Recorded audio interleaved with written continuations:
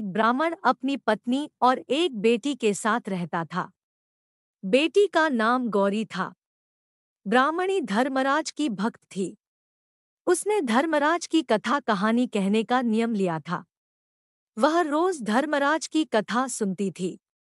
गौरी ने माँ को ऐसा करते देखा तो उसके मन में भी धर्मराज के प्रति श्रद्धा उत्पन्न हुई। उसने भी माँ से कहा, मैं भी धर्मराज की कथा कहने का नियम लूंगी। बेटी की श्रद्धा देखकर माँ को खुशी तो हुई, पर उसने कहा, बेटी, जब तुम बड़ी हो जाओगी तो तुम्हारा विवाह होगा। तुम्हें ससुराल जाना होगा। हो सकता है तुम अपने इस नियम का पालन वहां ठीक से नहीं कर सको। तब तुम्हें दोष लगेगा। पर गौरी अपनी जिद पर अड़ी रही। उसकी हट के आगे ब्राह्मणी को झुकना पड़ा। उसने बेटी को धर्मराज की कथा कहने सुनने का नियम दिलवा दिया। दिन बीतने लगी। गौरी बड़ी हुई। योग्य वर देखकर माता पिता ने उसका विवाह कर दिया। वह विदा होकर ससुराल आ गई। ससुराल में सास, जेठानी, देवरानी सब थी। गौरी ने अपनी ससुराल में कुछ महीने तो ठीक से निकाल दिए। धर्मराज की कथा कहानी नियम से करती रही, पर एक दिन देवरानी और जेठानी से गौरी की कहासुनी हो गई। वह लोग उससे नाराज हो गए और उन्होंने धर्मराज की कथा सुनने से इनकार कर दिया। उन्होंने कहा, तुम तो सारा दिन कथा कहानी कहती रहती हो, घर के काम में भी हाथ नहीं बटाती। हम लोगों को घर का सारा काम करना पड़ता है। अगले दिन गौरी नहा धोकर आई। वह सबसे कहती रही, मेरी कहानी सुन लो, पर सबने उसकी कहानी सुनने से इनकार कर दिया। उल्टे उस पर ही इल्जाम लगाने लगी कि घर के काम से बचने के लिए वह बहाना बना रही है। उन्होंने उसे घर का काम करने की हिदायत दी। लाचार गौरी घर के काम में हाथ बंटाने लगी। इस कारण उसका कथा कहने का नियम पूरा नहीं हो सका। इसी दुख में उसने भोजन भी नहीं किया। इसी तरह 3 दिन बीत गए। भूखी प्यासी तड़पती रही, पर किसी को उससे सहानुभूति नहीं हुई। एक रात जब सो रही थी तो उसके सपने में धर्मराज आए।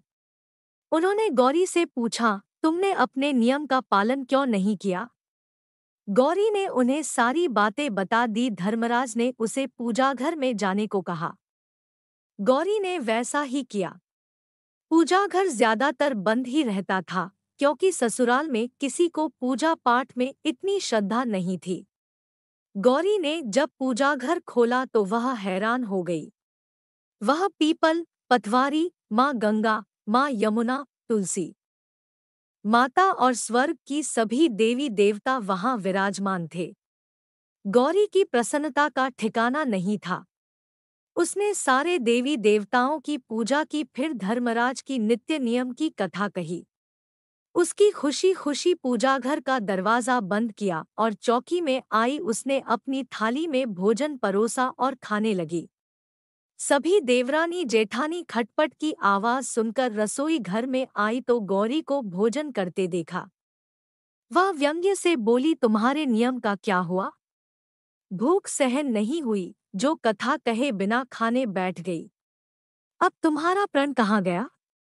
गौरी ने सरल मन से जवाब दिया, मैंने अपनी कथा का नियम पूरा कर लिया है। तत्पश्चात ही भोजन कर रही हूँ। उन लोगों ने कहा, हमने तो तुम्हारी कथा नहीं सुनी। फिर तुमने नियम कैसे पूरा किया? गौरी बोली, सारे देवी देवता पूजाघर में विराजमान है। मैंने उनकी पूजा करके उन्हीं को कथा कहानी सुना दी। सास, देवरानी, जेठानी को उसकी बात पर भरोसा न हुआ। उन्होंने कहा, मुझे भी तो दिखाओ कहाँ है तुम्हारे देवी देवता। गौरी सबको लेकर पूजा घर में आई। जब उसने द्वार खोला तो वहां कोई नहीं था। सब देवी देवता गायब हो गए थे। तब गौरी ने हाथ जोड़कर आंखें बंद करके धर्मराज का ध्यान किया और कहा, यदि मेरी श्रद्धा सच्ची है तो आप सब दर्शन दीजिए। मेरे घरवाले भी आप लोगों के दर्शन करना चाहते हैं। उसके इतना कहते ही सभी देवी देवता फिर से प्रकट हो गए। सास, देवरानी, जेठानी आश्चर्य से चकित हो गई। उन्होंने देवताओं के दर्शन किए और हाथ जोड़कर माफी मांगने लगी। सबको धर्मराज का चमत्कार दिखाई पड़ गया था। अब सब लोग धर्मराज की कथा कहने लगे। इसके फलस्वरूप उनका घर सुख समृद्धि से भर गया। मृत्यु के पश्चात सब लोग स्वर्ग लोक गए। दोस्तों, आपको मेरी कहानी कैसी लगी? कहानी अच्छी लगी हो तो इसे लाइक और शेयर जरूर करें। धन्यवाद।